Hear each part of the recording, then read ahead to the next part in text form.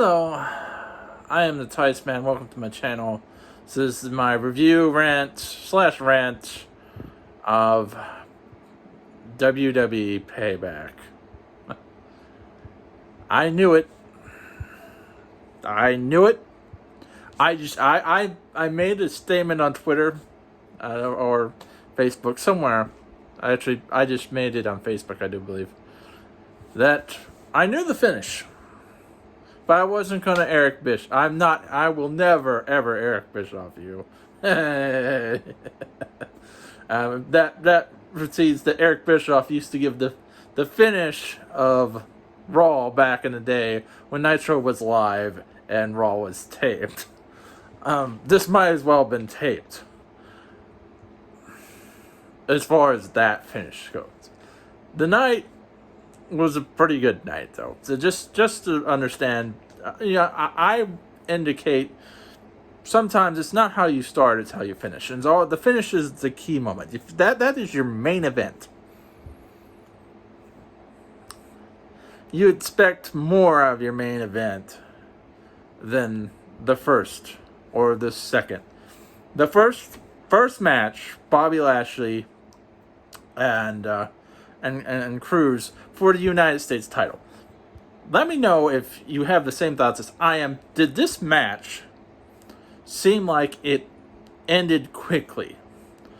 The finish to that match kind of ended in abrupt. There was no back and forth. There was no tapping, no getting to the ropes. It was just Bobby Lashley hits his full Nelson and immediately there's a tap.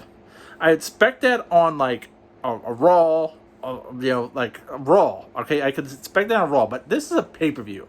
I expect more out of that match than just, okay. I mean, yeah, they were going back and forth there for a moment, but as soon as Bobby hit that, got him in the submission, there was an immediate tap. That should have been the red flag of the night. However, there were some good matches here, some very good matches. The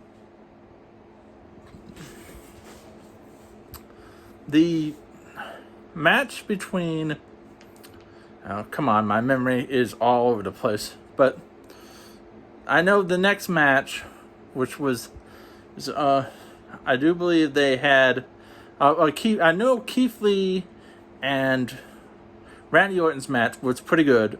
They had a very good match, showing off Keith Lee and making him look good for his second match in on the main roster. Of course, all his accolades in NXT has proven that he's ready for the big leagues. And beating Randy Orton is elevating him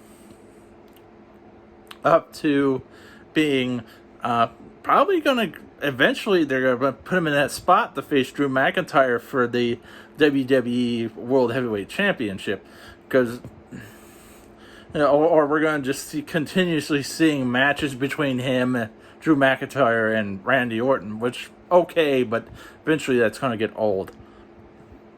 The women's title, finally, the women's tag team titles, finally. I'm gonna document this right now. That was a show stealer. That was the show stealer right there. All four girls put on a phenomenal match.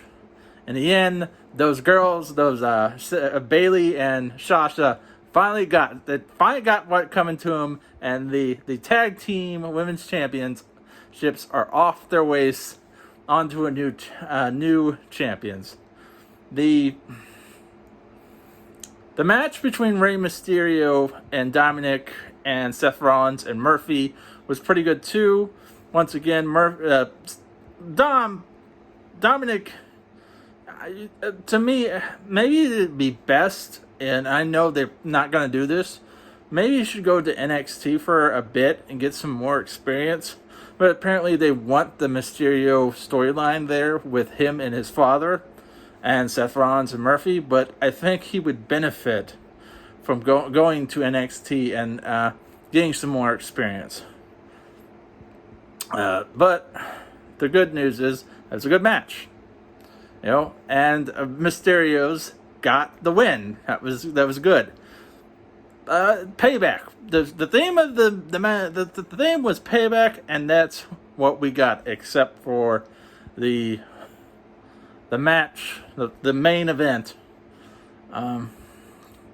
See if I'm skipping any matches. I'm trying not to, but my memory is not as good as it used to, and I just finished watching it.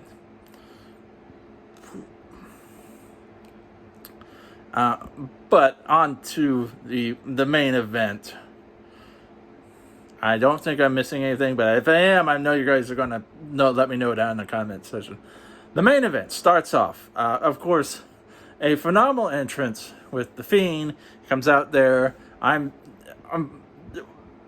getting ready to meet Braun Strowman and our Roman Reigns here, the big dog, who we'll get into this. So as soon as the Fiend enters the ring, and is ready, but even before the lights go back on, Braun comes out, knocks him down, starts pounding on. The bell rings. Apparently, Roman Reigns does not need to be into the ring for this match because he didn't sign the contract. Hasn't signed yet. That was another thing. The whole night, everybody was trying to get Roman Reigns to sign the contract, and he was going to sign it when he felt he was ready to sign it. So there's a brawl between Braun and the Fiend, and this time they made sure that table went down. The Fiend did his move onto the table with Braun Strowman, and the table was down. That table could not handle the table from SummerSlam. SummerSlam table was 100% better than that table tonight. So the announce table went down. So the table's down. There's a brawl throughout the whole arena. Bray gets some mallet out underneath the ring. Braun seems like he's going to take the mallet away from him and hit Bray with it, and eventually Bray finally hits him with this mallet. Once again, this is a big brawl outside the ring. They use the steps. They go, once again, for some reason, they have this obsession with slamming each other into that big LD screen. That expensive LD screen. I'm not going to make the Mr. McMahon happy if they destroy that. Anyway, a little bit more of a brawl. They throw each other onto a table. They go back to the ring. And the superplex. What is up with them constantly trying to do this superplex thing that destroys the ring? We've seen this time and time again. With Braun Strowman and Big Show, Mark Henry, Brock Lesnar. We've seen it over and over and over again. We don't really need to do that. Can't you guys? I don't know how they do it. If they make it a little weaker than usual, but enough is enough with that. We don't really. Oh, look at the power of this! It wasn't even a full superplex. That was a second rope superplex. A full superplex is you go to the top rope and you superplex. Somebody needs to go talk to Randy Orton, because that was an Orton staple back in the day. That was not a full superplex, so it shouldn't have destroyed the ring. But I'm ranting. Okay, back to the action. So Braun's down, Bray's down. Roman Reigns, music hits. Here he comes with Paul Heyman. Paul Heyman. You know what? There's a point where they just can't get rid of Paul. Paul Heyman is WWE as much as anything else in the WWE. And they have to have Paul Heyman as somebody's agent. So Paul hands over the contract to Roman Reigns. He signs it. He's got a chair in his hand. He runs down there. He goes to pin Bray. Bray kicks out. He pins Bray again. Bray kicks out. So he goes for Braun. And Braun kicks out a couple times. Bray comes back with Phenomenal trying to hit his mandible claw. That's not happening. This is supposed to be Roman Reigns' night, because Vince McMahon wants Roman Reigns the champ. He's always wanted him to be the champ. Once again, they protected Bray by having Braun Strowman handing the championship over to Roman Reigns. That is how Payback ended. Exactly what I thought was going to be. I called the triple threat match, and I called the finish.